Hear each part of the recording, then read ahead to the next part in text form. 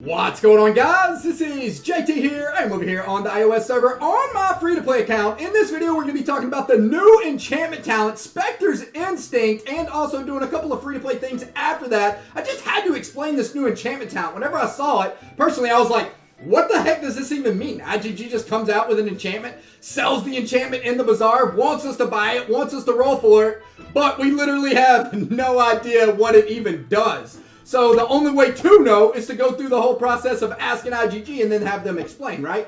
So let's go ahead and go over the new enchantment. We got it right up here. Specters Instinct at level 1. We got when attacked, inflicts inhibit, which, what does inhibit mean? And confine. What does confine mean? On 3 random enemy heroes for 0.8 seconds, ignores elusive, cooldown 5 seconds. All right, now let's go ahead and level it all the way up to level 7 and see what it does for the big boys. We also got when attacked, inflicts inhibit and confine on 3 random enemy heroes for 2 seconds, ignores elusive. The cooldown is still 5 seconds. So it looks like the only thing that changes when you level up this new enchantment talent is the actual time it is placed on those heroes. So you'll notice once you go from level 1 to 2, 3, 4, each level, it goes up 0.2 seconds, as you can see right there. So pretty clear.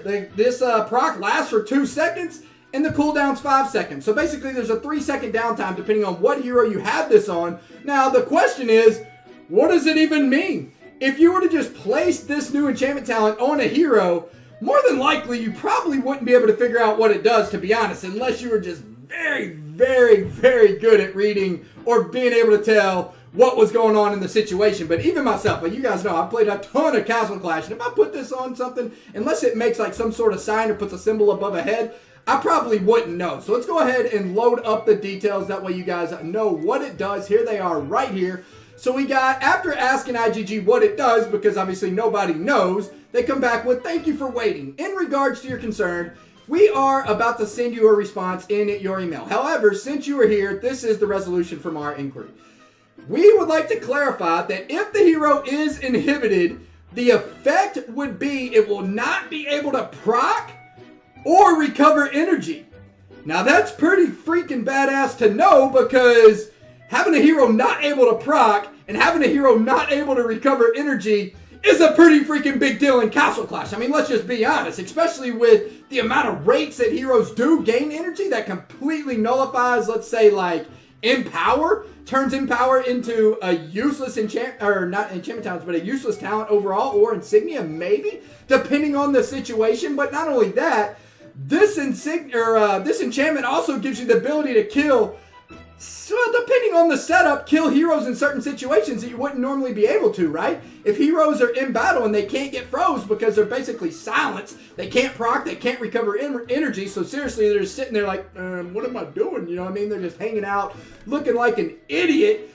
Well, might help us kill some heroes, especially in situations like, let's say, okay, they have healers in their composition. Walla Walla can't heal anybody. Obviously, he's silenced, fully silenced. Can't even recover energy, unable to proc. That also means he's not going to put up their buffs or remove buffs. It also means if it gets placed on like a hero like Lazu, you're not going to get frozen in place for 2 seconds constantly, which is pretty nice as well. So all in all, I think this enchantment talent is going to find a place in Castle Clash. No doubt about that. Now, where is it going to find its place? We also got, if the hero is confined, it will not be able to move, but can still attack. Okay, so I mean, that's cool as well. I think the most important part in this description is the inhibited part, because honestly, not having a hero able to proc or recover energy is a pretty big deal. And if you guys are wondering, like, well, JT, bro, where would you put this enchantment talent? I was thinking before I made the video, I'm like, where would I really want this enchantment talent? Like, what heroes would this work good on that would give you an advantage in battle? And in my opinion, I'd probably choose heroes that are defensive type heroes that aren't going to die, that don't necessarily rely on like a huge defensive like Holy Conviction, for example, or rely on something like Healing Ritual, or on heroes that aren't needing enchantments for extra damage, right? Or yeah, heroes that don't need extra damage. So, I mean, I would probably go with heroes like Rambard, maybe a hero like Lavanica, heroes like that. I mean, even a hero like Lazu, I could see this having pretty good potential on Lazulix as well, especially since it's placed on 3 different heroes. I don't know. I don't really have a prime example on where I would place it exactly because I have no experience with this enchantment talent, so I don't want to say things that will make you guys put this enchantment talent if you roll it on certain heroes. I'm just giving you guys my advice with 0 testing besides just reading the talent.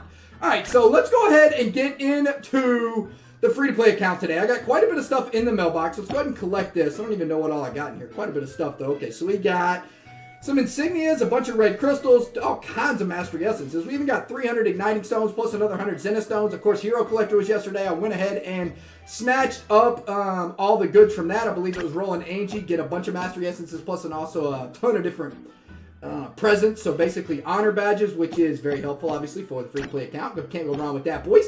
Now, we do have a bunch of events going down today that you guys are not going to want to forget about. We got Winter Cheer, which in my opinion is an awesome event. It basically congratulates or makes everybody that signs on Castle Clash a bunch of times a day really happy, especially if you're free to play because you get all kinds of rewards that are very, very, very helpful, obviously, right? So make sure you sign on every 6 hours if you care about your free to play Castle Clash account. Go ahead and collect the rewards, and once you claim whatever reward it is, it basically just puts a cooldown on the timer. Then you can then collect the next reward in 6 hours from then. We also got Board Game Bash going on today, which I'm about to do right now. We also got, we got Pirates Booty. All right, what do we got? Did they change Pirates Booty up or not, or is it still the same stuff? It is still all the same heroes and all the same stuff as well. So if you do need red crystals on your free-to-play accounts or even pay-to-play accounts, Pirates Booty is actually a really good spot to find that because of these Castle Chest 3s. So go ahead and snatch them up. We also got Insignia 8 still in the house. What are we going to get? We're going to get some Castle Chest, boys. That's what we want. Oh, really? Get out of here with that junk. I'm not going to be spending any gems on Pirates Booty because as of right now, I could use red crystals and other items from Pirates Booty, but not really necessary. I want to save my gems, wait for discount store, try to get some more level 10 insignias, and just save gems in general. So, yeah, we also got the fountain going on today. Or, no, we don't. We got, what else? We got Floating Isle going on today. And Floating Isle completely changed its rewards. And if you guys want to see a cool video on Floating Isle, I'm going to be doing it on my main account, going for this new hero right here, the Valiant Sanctus. I don't know how much magic power it's actually going to cost to get that hero, but we will find out. Seems like a fun video to make. So we also got quite a bit of things updated. You know, one thing I really like to make sure you guys sign on and do Floating Isle is the amount of Zephyrica Soulstones you get. I've done a Floating Isle now twice on my free-to-play with this new change, and I think I got 8 Zephyrica Soulstones, to be honest with you. So, I mean, that's honestly pretty amazing because if free-to-play accounts can eventually get Zephyrica, that would be badass, right? So, yeah, make sure you guys sign in and do Floating Isle. So, let's see, what do we got? We got, of course, we got the freaking trash Sage Lioness Crystals. Get out of here with that junk. All right, let's go ahead and bring up Board Game Bash and snatch up the goods. What do you guys think we're landed on? They change up Board Game Bash at all? They did add Ashura down there, which I don't really care about too much. They put some superior trait cards in there, so if you roll 9, you get superior trait cards. They also up the amount of those, what are those called? So, what chest is that? That insignia chest right there. I don't know, whatever. I think it's insignia chest 2s. They only give level 7 and level 8 insignias. They up the amount from 3 to 5, so it's actually pretty nice, giving us a little bit better rewards. Now, personally, I want to get as high on the dice as I possibly can, unless I get number 3, because I wouldn't be mad with 100 books, because I desperately need books on this account, but anything like 9 or above, I'm going to be pretty happy with. So what do we got coming, boys? Ship it! We got a doozy?